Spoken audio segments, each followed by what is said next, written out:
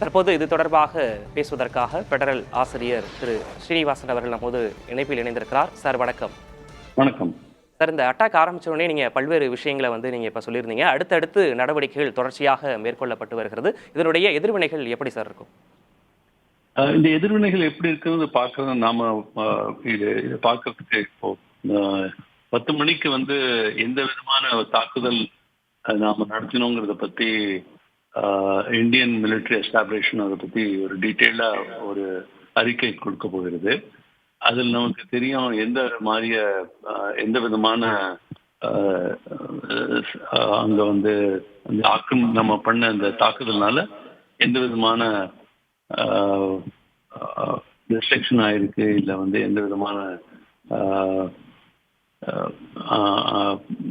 எவ்வளோ மக்கள் அதனால பாதிக்கப்பட்டிருக்காங்க, அதுல சிவிலியன் டெத் ஏதாவது ஆயிருக்கா, எவ்வளோ இடத்துல பண்ணாங்க, எப்படி பண்ணாங்கன்றதெல்லாம் நமக்கு இங்க தெரிய வரும். அதே மாதிரி இப்போ நீங்க பாகிஸ்தான்ல இருந்து வர தகவல்கள் நீங்க பார்த்தீங்கன்னா அவங்க சொல்றாங்க ஒரு 12 சிவிலியன்ஸ் இறந்து போயிருக்காங்க அப்படின்னு சொல்றாங்க. இதை நாங்க பொறுத்திருக்க முடியாது, இதுக்காக பதிலடி கொடுப்போம் அப்படின்னு பாகிஸ்தான் சொல்லியிருக்கு. அவங்க ஒரு இனிஷியல் ஸ்டேட்மெண்ட், முதல் கட்ட ஒரு அறிக்கையில நாங்க பதிலடி கொடுப்போம் தான் சொல்லியிருந்தாங்க.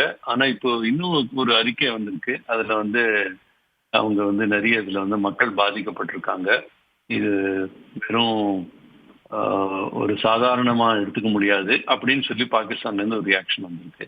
அதனால எந்த விதமான எதிர்வினைகள் இருக்குங்கிறது பொறுத்திருந்து பார்க்கணும். அது எது மேல டிபெண்டான எந்த விதமான சேதங்கள் அங்க ஆயிருக்கு, எந்த விதமான அங்க மக்கள் பாதிக்கப்பட்டிருக்காங்க, சிவிலியன் டெத் ஏதாவது ஆயிருக்கா, இல்ல நாம சொல்ற மாதிரி நம்ம டிஃபென்ஸ் ஃபோர்ஸஸ் என்ன சொல்றதுன்னா, நாங்க அங்க இருக்கிற மிலிட்ரியோ இல்லை மிலிட்ரி எஸ்டாப்ளிஷ்மெண்ட்லயோ இல்லை மக்கள் மேலேயோ தாக்குதல் நடத்தல. இந்த தாக்குதல் வெறும் ஒரு டெரரிஸ்ட் கேம்ப். இந்த தீவிரவாதிகள் யார் இந்தியாவை குறி வச்சு இந்த தாக்குதல் பண்றாங்களோ அந்த ட்ரைனிங் கேம்ப்ஸ், அந்த ட்ரெயினர்ஸ், அந்த ட்ரெயினி 2 பேருமே அங்க நாம கொண்டு இருக்கோங்கிறது தான் நம்ம வாதம். இந்த 3 ட்ரைனிங் கேம்ப் இருந்திருக்கு. லஷ்கர் தொய்பா இல்லை ஜேஇஎம், இது சொல்லப்படுகிற இந்த பெரிய அமைப்புகள், அது பேர் மாறிண்டே இருக்கும். இப்போ அந்த பேர் இல்லாட்டா கூட அந்த அமைப்பு வேற ஒரு பேர்ல இருக்கும். அந்த மாதிரி ஒரு ட்ரைனிங் கேம்ப் தான் நாங்கள் தாக்குதல் பண்ணியிருக்கோம்னு நம்ம அரசு சொல்லுறது.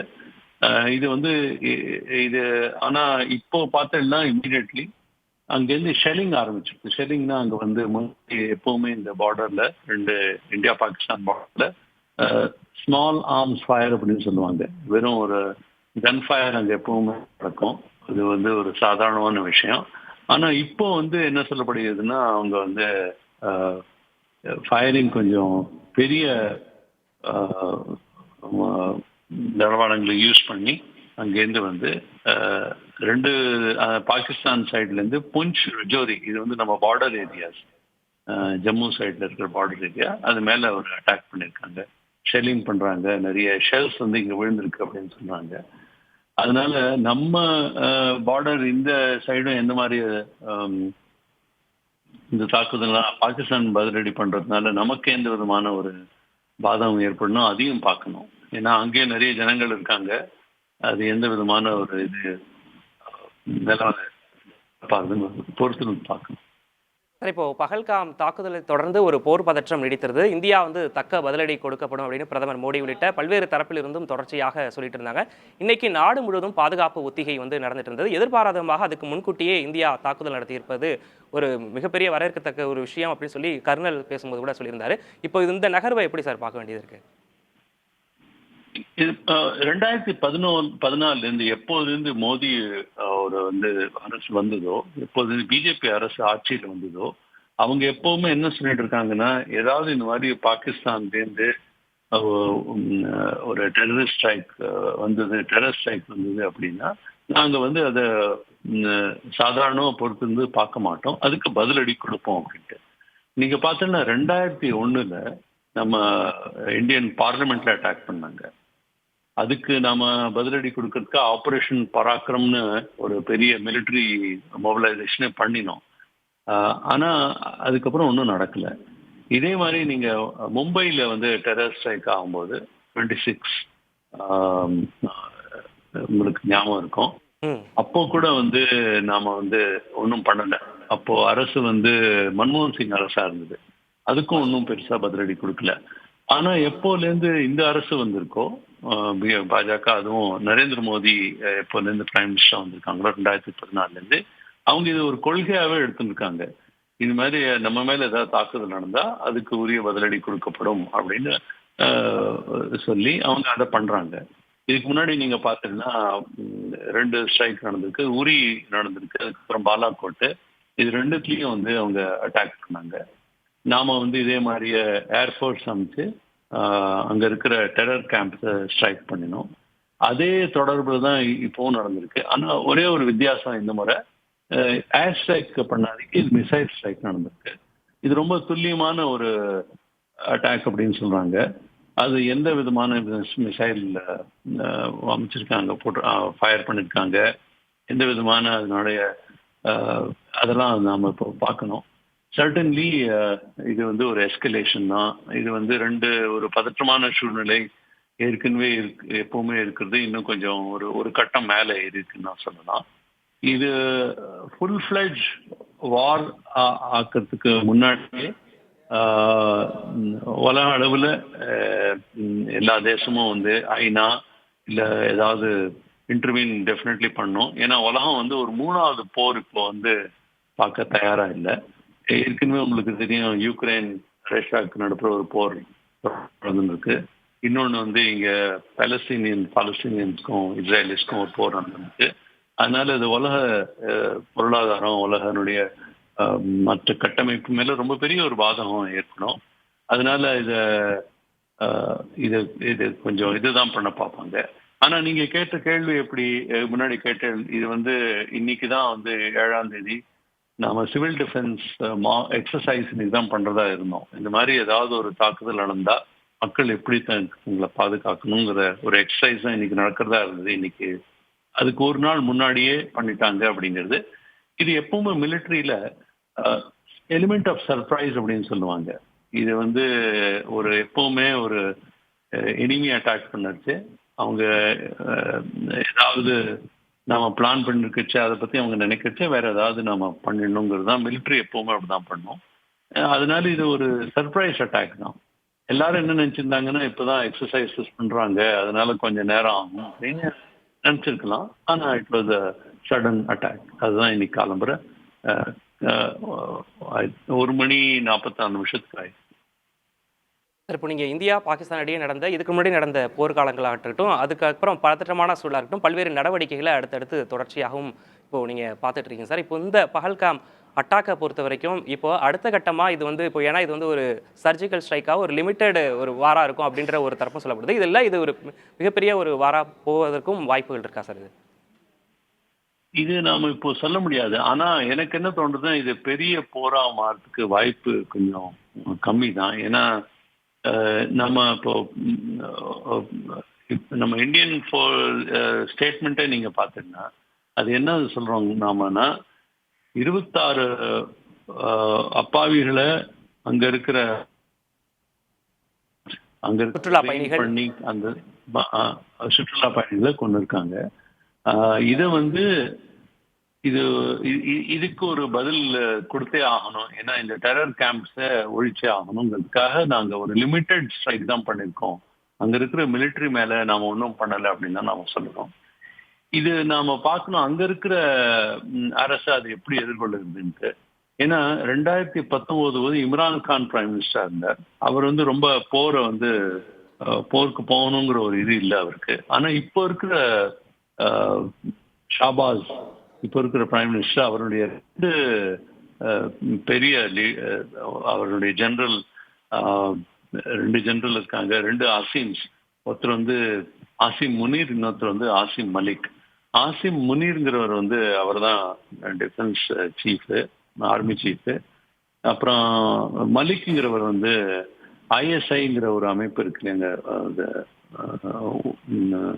உளவுத்துறை அமைப்பு, அதனுடைய ஒரு இது ரெண்டுமே ஒரு இவங்க ரெண்டு பேரும் கொஞ்சம் வந்து ஒரு அக்ரெசிவான ஒரு ஆட்டிடியூட் தான் வச்சிருக்காங்க இந்தியாவுக்கு அகேன்ஸ்ட்.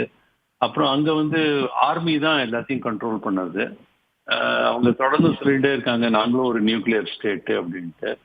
ஒரு விசித்திரமான விஷயம் என்னன்னா, பாகிஸ்தான் ஒரே ஒரு நியூக்ளியர் பவர், அந்த நியூக்ளியர் இது வந்து அவங்க கையில தான் இருக்கு, ஆர்மி கையில தான் இருக்கு. அதை வந்து அவங்க எப்பவுமே ஒரு ஒரு அதை வச்சுட்டு பயமுறுத்திட்டு இருப்பாங்க. அதனால இவங்க இப்போ பவர்ல இருக்கிறதுனால இந்த இந்த ரெண்டு பேர் எப்படி இதை வந்து எந்த விதமான ரியாக்ட் பண்றாங்கிறதான் பார்க்கணும். அங்க இருக்கிற ஆர்மி வந்து இதை எப்படி எடுத்துக்கிறது, ஏன்னா அவங்களுக்கு வந்து தான் இமேஜ் அங்க தக்க வைக்கிறதுக்கு ஏதாவது சொல்லி ஆகணும், ஏதாவது பண்ணி ஆகணும். இது வெறும் ஒரு ஷெல்லிங் இந்தியாவில் வந்து சில தாக்குதல் இந்தியன் பார்டர்ஸ் பண்ணி விட்டுடுவாங்களா, இல்லை அதுக்கு மேலே ஏதாவது அவங்க பதிலடி கொடுக்கறதுக்காக உத்தேசம் ஏதாவது பண்ணியிருக்காங்களான்னு இருந்து பார்க்கணும். அதனால இதை இவங்க எப்படி போவாங்கன்னு பார்க்கணும். எனக்கு ஆனால் தோன்றது இது ஒரு ஒரு பெரிய போருக்கு உலகம் இப்போ தயாரா இல்லை, அதுக்கு அந்த அளவு இப்போ ப்ரிப்பரேஷனும் இல்லைன்னு தான் எனக்கு தோன்றுது. இந்த விவகாரத்தை பொறுத்த வரைக்கும் பெரிய அளவில் போகக்கூடாது, ஐநாவை போய் நாடினாங்க சார் இப்போ பாகிஸ்தான். இப்போ இந்த விஷயத்தை பொறுத்த வரைக்கும் தற்போது ஐநாவுடைய பொதுச் செயலாளர் ஆண்டனியோ குட்ரஸ் வந்து தன்னுடைய கவலையை வெளிப்படுத்திருக்கிறாரு. பதற்றமான ஒரு சூழலுக்கு கொண்டு போக வேண்டாம் அப்படின்ற ஒரு விஷயத்தையும் முடிச்சிருக்காரு. இப்போ மிட் நைட்டில் இந்த அட்டாக்கு ஆரம்பிச்சதுக்கு அப்புறம் பார்த்தீங்கன்னா ட்ரம்ப்பும் கூட நாங்கள் உன்னிப்பாக கவனித்து வருகிறோம் அப்படின்ற ஒரு விஷயத்தையும் முன் வச்சிருக்காரு சார். இப்போ உலக நாடுகளில் இப்போ இந்த இதை பொறுத்த வரைக்கும் எப்படி சார் பார்ப்பாங்க? அதான் மாதிரியே உலக நாடுகள் வந்து இது ஒரு போர் நடக்கக்கூடாது அப்படின்னு தான் பார்ப்பாங்க. ஏன்னா இந்தியா பாகிஸ்தான் ரெண்டுமே ஒரு இம்பார்ட்டன்ட் இது. பாகிஸ்தானுடைய நிலைமையும் இப்போ பொருளாதார நிலைமையும் ஒன்றும் ரொம்ப நல்லவா இல்லை. ஐஎம்எஃப்லேருந்து ஏற்கனவே லோன் வாங்கியிருக்காங்க. ஏற்கனவே அவங்களுடைய சுச்சுவேஷன் கொஞ்சம் எக்கனாமிக் சுச்சுவேஷனே கொஞ்சம் மோசமாக தான் இருக்கு. பொலிட்டிக்கலியும் அவங்க வந்து ஒன்றும் ஸ்டேபிளைஸ் ஸ்டேட்டாக இல்லை. அதனால அப்புறம் இப்போ நீங்க பார்த்தீங்கன்னா அமெரிக்கா இந்த மாதிரி ஒரு ஒரு இன்னொரு போருக்கு ஒரு தயாரா இல்லை. ஏன்னா அமெரிக்கன்ஸ்க்கு இதுல வந்து ஒரு ஒரு பெரிய இது இல்லை. முன்னாடி நீங்க பார்த்தீங்கன்னா 2-3 ஏன்னா நமக்கு நல்ல ரிலேஷன்ஷிப் இருக்கு அமெரிக்காவோடையும். இதுக்கு முன்னாடி நடந்த விஷயத்துல நீங்க 1971 பார்த்தீங்கன்னா அமெரிக்கா நமக்கு விரோதமா இருந்தது, ரஷ்யா தான் நமக்கு சப்போர்ட் பண்ணிட்டு. அதே மாதிரியே 2000 இயர்லயும் ஒரு கிளின்டன் அட்மினிஸ்ட்ரேஷன் அதுக்கு முன்னாடியும் ஒரு விதமான ஒரு சாதகமான நிலைமை தான் இருந்தது பாகிஸ்தானுக்கும். ஆனா இப்போ ஆப்கானிஸ்தான் வார் முடிஞ்ச பிறகு அமெரிக்கானுடைய அட்டென்ஷன் இந்த ஏரியால இருந்து கம்ப்ளீட்லி போயிடுது. அவங்களுக்கு இதுல ஒன்றும் பெரிய ஒரு இது இல்லை. அதனால அவங்க வந்து மற்ற கல்ஃப் ஸ்டேட்டோட இந்தியாவுக்கு நல்ல ரிலேஷன்ஷிப் இருக்கு, நம்ம மற்ற பிற நாடுகளோடையும் நல்ல ரிலேஷன்ஷிப் இருக்கு, ரஷ்யாவோடையும் நல்ல ரிலேஷன் இருக்கு. சைனா வந்து இதுல நான் ரொம்ப எதிர்பார்க்கலாம். அவங்க ஏதாவது இது அவங்க ஸ்டேட்மெண்ட் சாதகமா பாகிஸ்தான் கொடுத்துருக்காங்களே தவிர இதுக்கு மேல அவங்க ஏதாவது பண்ணுவாங்களான்னு எனக்கு ஒரு டவுட் தான். அதனால எல்லா உலக நாடுகளுமே இந்த போர் நடக்கக்கூடாது அப்படிங்கிற ஒரு ஒரு ஒரு பெரிய போரா மாறக்கூடாது, இதோடயே நிறுத்தணும் அப்படிங்கிறது தான் எல்லாரும் எதிர்பார்ப்பாங்க. ஏன்னா நம்ம ஆர்குமெண்டே என்னன்னா, ஒரு அப்பாவி 26 பேரை இவங்க சுட்டு கொண்டு இருக்காங்க, அதுக்கு ஏதாவது பதிலடி கொடுத்தே ஆகணும்ங்கிற ஒரே நோக்கம் தான் நம்ம தேசத்துங்கிறத இப்போ உலகத்துக்கு எல்லாருக்கும் நாம எக்ஸ்பிளைன் பண்ணுவோம். இப்போ இந்த பஹல்காம் அட்டாக்குக்கு அப்புறம் அடுத்தடுத்த நடவடிக்கைகளை இந்தியா தொடர்ச்சியாக எடுத்துட்டு வந்ததெல்லாம் நம்ம பார்த்தோம். ராஜாங்க ரீதியான என்னென்ன நடவடிக்கைகள் எடுக்கணுமோ அதெல்லாம் எடுத்தாங்க. சிந்து நதி ஒப்பந்தம் ரத்து, இது போன்ற பல்வேறு விஷயங்களை வந்து தொடர்ச்சியாக அடுத்தடுத்து எடுத்துட்டு வந்தாங்க. இப்போ அதனுடைய ஒரு முக்கியமான கட்டமாக இப்போ இந்த போர் நடவடிக்கை தாக்குதலை வந்து இது வந்து ஏற்படுத்தியிருக்காங்க. இன்னும் வேற என்னென்ன மாதிரியான விஷயங்கள்ல நெருக்கடி கொடுப்பதற்கான வாய்ப்புகள் இருக்கு சார்? எனக்கு என்ன தோன்றதுன்னா, இந்த ஒரு கட்டத்துக்கு பிறகு இன்னும் நெருக்கடி கொடுக்கறதுக்கு பதிலாக இதை டீஎஸ்கலேட் பண்ணதுக்கு தான் அட்டம்ப்ட்ஸ் நடக்கும். ஏன்னா எஸ்கலேஷன் இதை இன்னும் அடுத்த கட்டத்துக்கு கொண்டு போகணும்னா அப்புறம் அது பதற்றம் ஏற்கனவே ரொம்ப அதிகமா இருக்கு, அது போர்ல முடியுமாங்கிற ஒரு கேள்விதான். எனக்கு என்ன தோன்றதுன்னா, நம்ம நம்ம இப்போ ஸ்டேட்மெண்ட் நீங்க பார்த்தீங்கன்னா, இந்த 26 கொலைகளுக்கு நாம ஒரு இது பண்ணிட்டோம் அப்படிங்கிறதுதான் ஒரு ஸ்டேட்மெண்ட். நாம வந்து அதுக்கு பதிலடி கொடுத்துருக்கோம். இது இது இது வந்து இதுக்கு மேல நாம அதுக்கு மேல ஒன்றும் போறதா ஒன்றும் சொல்லலை. அதனாலதான் என்ன சொல்றேன்னா, இந்த இன்னைக்கு இருக்கிற ரெஸ்பான்ஸ் பாகிஸ்தான்ல எப்படி வருது, எந்த விதமான அங்க அவங்களுக்கு வந்து அட்டாக்ல எந்த விதமான டேமேஜஸ் அங்க ஆயிருக்கு, அதை பொறுத்து தான் நான் சொல்ல முடியும் அடுத்த கட்டத்துக்கு போவோமாங்கிறது. ஏன்னா ஏற்கனவே இண்டஸ் வாட்டர்ஸ் நிறுத்தி ஒரு பெரிய ஒரு ப்ராப்ளம் கிரியேட் பண்ணியிருக்கோம். ஏன்னா எல்லா அவங்களுக்கு இருக்க அங்க இருக்கிற பொருளாதாரத்துக்கு அது ரொம்ப ரொம்ப சீரியஸ் எஃபெக்ட். அங்க இருக்க வேளாண்மை மற்ற விஷயத்துக்கு தண்ணி இங்கேருந்து தான் போகுது. அந்த தண்ணிலாம் நாம நிறுத்திட்டோம். அதுக்கு பதிலாக அவங்க என்ன சொல்றாங்கன்னா, நீங்க வந்து ஷிம்லா அக்ரிமெண்ட் இனிமே நாங்கள் சஸ்பென்ஷன் பண்ணிட்டோம் அப்படின்னு அவங்க சொல்றாங்க. ஷிம்லா அக்ரிமெண்ட் ஏன் இம்பார்ட்டன்ட்னா, ஏதாவது நமக்கும் அவங்களுக்கும் ஏதாவது டிஸ்பியூட் இருந்ததுன்னா அதை வந்து ஒருத்தருக்கு ஒருத்தர் பயலாட்ரலா சால்வ் பண்ணணுங்கிறது அது ஒரே ஒரு இது.